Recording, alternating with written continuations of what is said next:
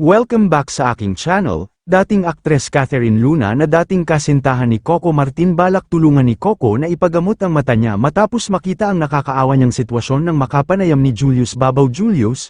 Panuurin at pakinggan ang buong detalye.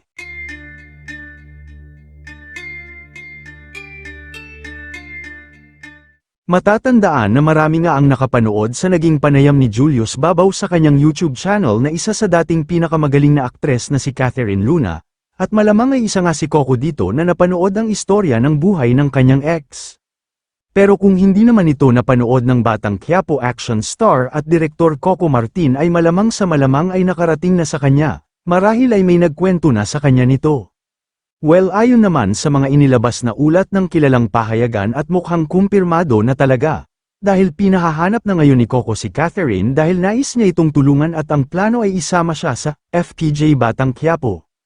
Pero sa isang kondisyon ay kailangan munang ipa-opera ang mata nito at sasagutin ito ng aktor, at kung sakaling maging maayos na ang kanyang mata ay posible na isama siya sa Batang Quiapo. At ayon naman sa source ay nakarating na rin yata ito kay Catherine pero hindi pa siya pumayag dahil nasa interesting stage siya ngayon, na ibig sabihin ay buntis siya at nasa pangwalo na niyang anak ito. Samantala, matatandaan na nabanggit din ni Catherine sa panayam niya kay Julius na 7 na ang anak niya at maski rin daw siya ay nagtataka kung anong meron sa matris niya at lagi siyang nabubuntis na ikinatawa pa niya.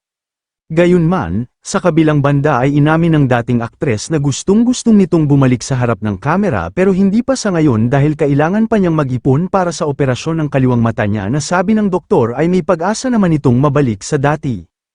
Ayon naman sa source na malapit na kaibigan ni Coco, nang makarating daw ito kay Coco ay nasabi daw nito na ipapagamot muna niya ang mata ni Catherine, kapag magaling na daw ang mata ni Catherine ay maaari niya na itong ipasok sa Batang Quiapo, ito ay kung gusto niya.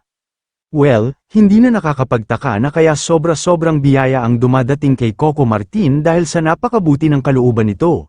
Dahil kahit nagawa na siya ng pagkakamali ng mga taong nakasama niya noon ay willing pa rin siyang tulungan ang mga ito at hindi naman niya ito ipinagkakalat. Kaya hindi na rin nakakapagtaka na maraming humahanga sa kanya dahil sa pagiging mabuting tao nito at marami ang rumerespeto, kaya naman marami ang mga tagahanga niya ang patuloy na sumusuporta sa kanyang action drama series na Batang Quiapo. Kayo mga ka-showbiz, anong masasabi nyo sa ating showbiz topic ngayon? Kung may opinion kayo ay magkomento lang kayo sa aking comment section. At syempre kung bago pa lang kayo sa aking channel ay mag-subscribe na kayo para lagi kayong updated sa mga showbiz trends na ina-upload ko. Maraming salamat po.